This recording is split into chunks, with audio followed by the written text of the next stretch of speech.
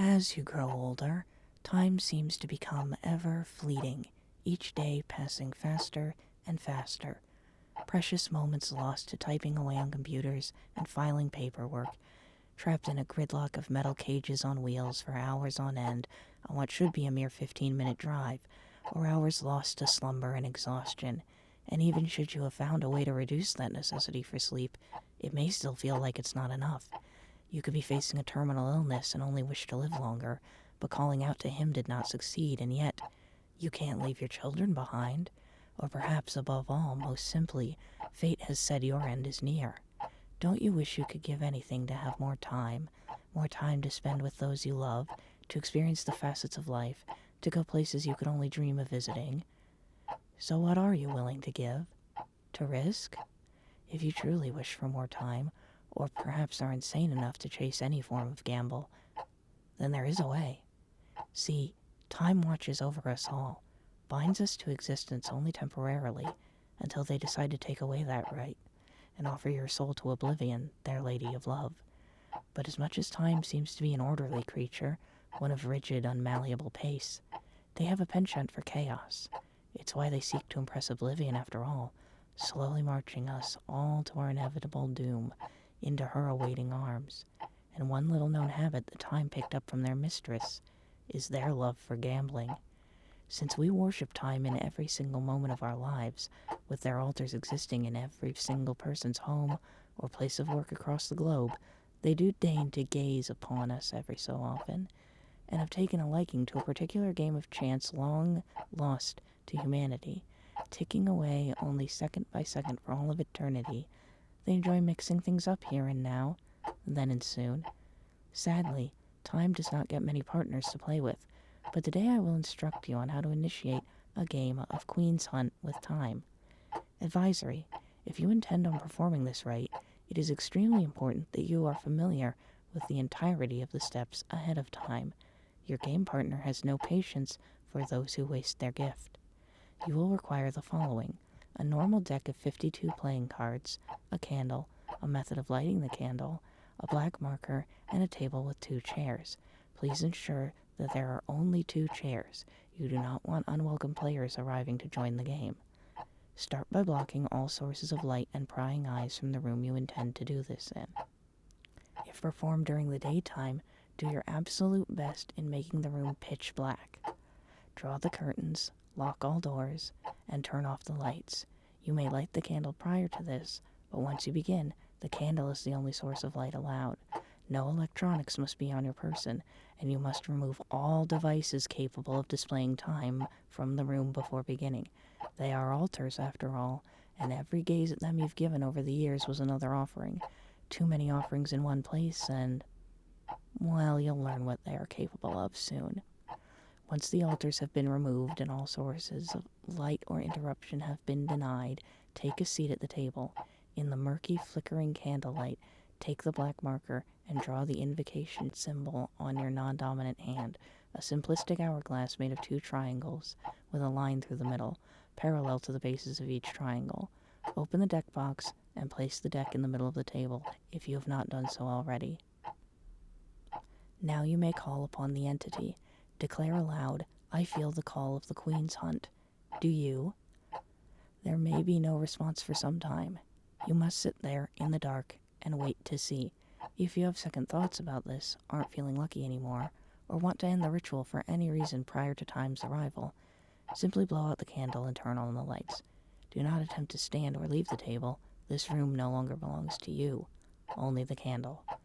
After some matter of minutes, perhaps seconds if they are available, you may hear a ticking, a slow, deep click of gears, sounding off at the same pace over and over again, approaching from the opposite side of the table. Then a thud, the sound of a leather boot hitting the floor, then dragging along its surface as though its leg were injured. Once they reach the table, fight the urge to show any visible reaction to its appearance. Remain calm as the gears across their body churn, squishing the multitude of muscle strands and blood vessels that glue their shoddy frame together beneath that leather duster. You may also begin to feel strange. Your perception of time will be in flux, speeding up and slowing down ever so minutely for varying intervals. but just enough that moving your hand will noticeably be different. Do not blame them. All major entities have auras such as this. But unlike the Sandman, who forces his will upon you in an attempt to bring slumber, time is indifferent. All beings are constantly moving within time's flow, so why should it pay any more attention to the fish by the shore when there is an ocean of life before it? Granted, you were nipping at their toes by inviting them here. Time will not waste themselves. Their only interest is in the Queen's hunt, and so any attempt at questioning or conversation will be flatly ignored. However, once they've taken a seat across from you, the gears will stop momentarily, only to click hard and loud, clinking together and crushing flesh to produce sounds, words, language. They will ask you a simple question from that gnashing tongue: day or night? This is where I must explain the rules to Queen's Hunt. It is a fairly simple game, but be sure to familiarize yourself with the rules. Time will not tolerate someone reading off a cheat sheet. Time will always take the deal, giving themselves and you a hand of 4 cards each. Then 1 card from the top of the deck is placed face down between the players and the deck nearby. The goal of Queen's Hunt is to claim the 2 queens that match the color you chose at the beginning of the game.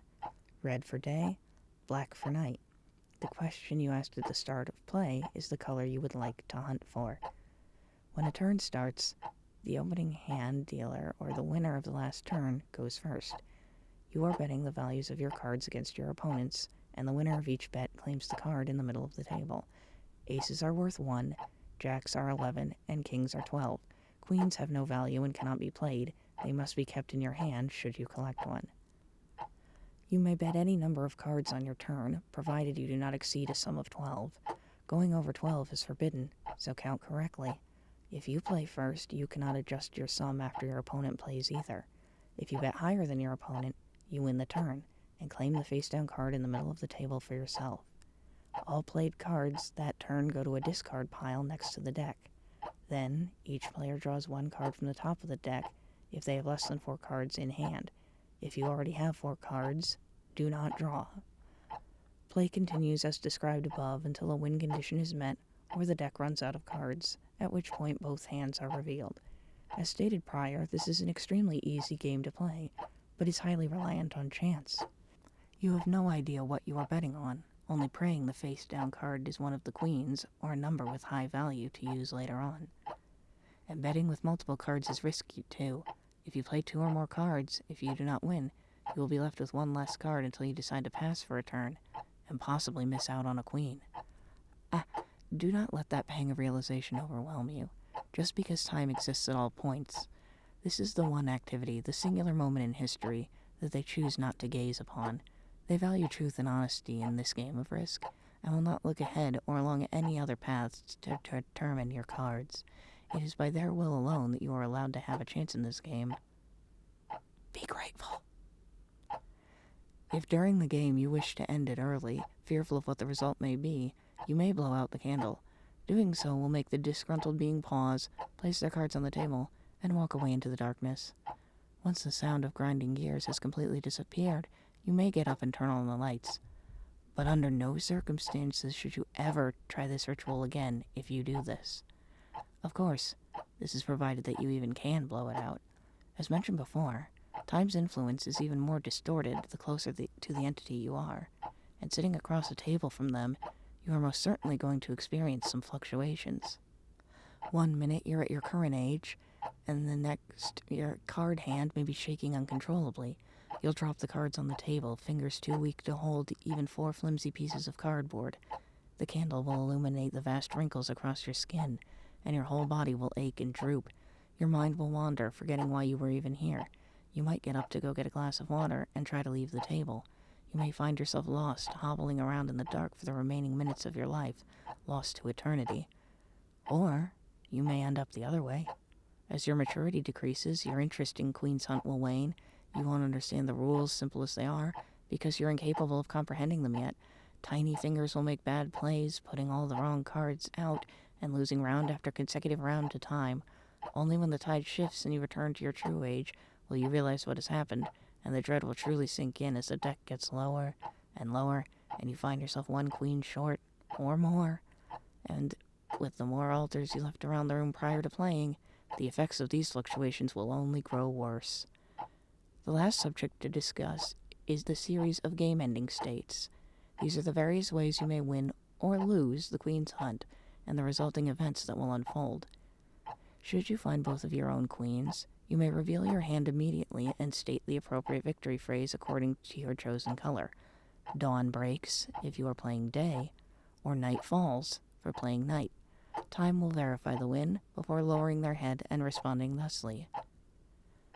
So it seems. The entity will then stand and leave, just as before. Wait until you hear no more sounds before leaving the table yourself. Your reward for winning in this manner will depend on the sum of the 2 non-queen cards in your hand. That amount of hours will become the amount of extra hours per day you are permitted to experience. They can be split up however you wish, and used concurrently alongside your normal time. If you were bored at work, for example, you could simply desire to use your extra time, go for a 3-hour walk, then return and keep working as though you never left. No one will notice your absence, because there was none, and the world does not freeze either.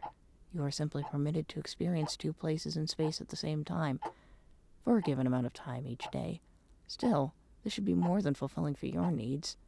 Note, this ability will not be accessible during any other rituals you may perform. Alternatively, if time should find both their queens, they will make the same declaration, and you must respond in kind with, "So it seems." This is one of the punishments you may encounter for losing the game. The sum of times value cards will be taken away from your daily allotment in hours. Your days won't become shorter, per se. You will lose complete moments from anywhere in your history that time pleases. Maybe sometimes a few hours of work will fly by and you won't even notice. And that's good. But it won't always be that way. A fight with the spouse that's starting to heat up, and suddenly you find yourself in an empty apartment with no memory of what happened. Perhaps you'll be driving home from work and time plucks a mere 10 minutes away. Your consciousness will pick back up as you cry out from your broken bones and the fire lapping at your face, having crashed into another vehicle, stealing away your daughter's wedding, or that concert you've been waiting to go to for months. Whenever time decides to, you will lose those. In some cases, you'll be no better off than a late-stage dementia patient. I recall meeting a poor soul who lost his way to a king and a jack. It took 2 weeks for him to dictate his whole story. Should both players finish with a queen of each color, or obtain both queens of their opponent's color, it's a tie. Nothing lost, nothing gained. When this occurs, time will ask the question again, offering you a new game. You can accept this offer if you so wish, but for most, the strain of one game alone is enough.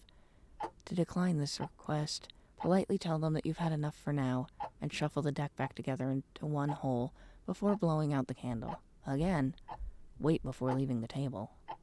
Now for the more extreme end results. Should you finish the game with 3 queens, both of yours and one of the entities, you will receive the sum value of your last non-queen card in years.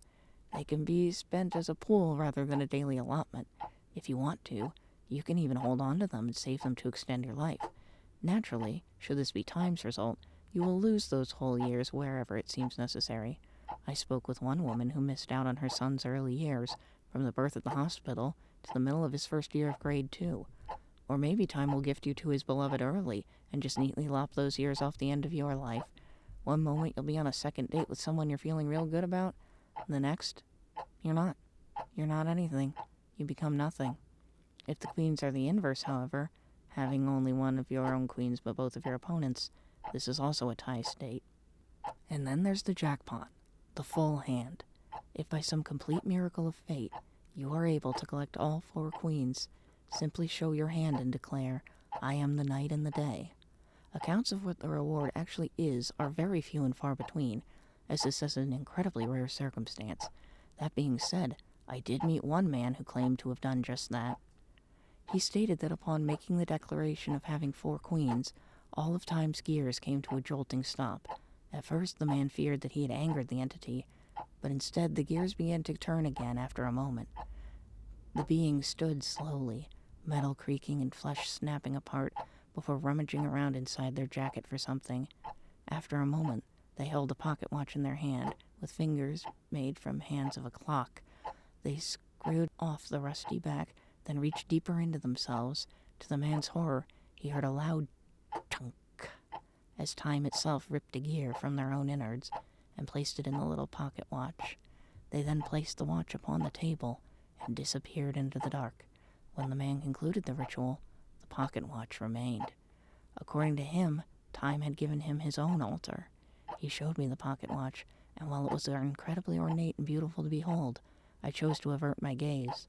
Doubtless, he had already gotten many to give him offerings in the past, and I was concerned about what he was already capable of. I didn't need to be giving him any more power than he may have already had. But finally, there's the matter of losing to all 4 queens, or if you should try to cheat time, or attempt the ritual again after blowing out the candle mid-game.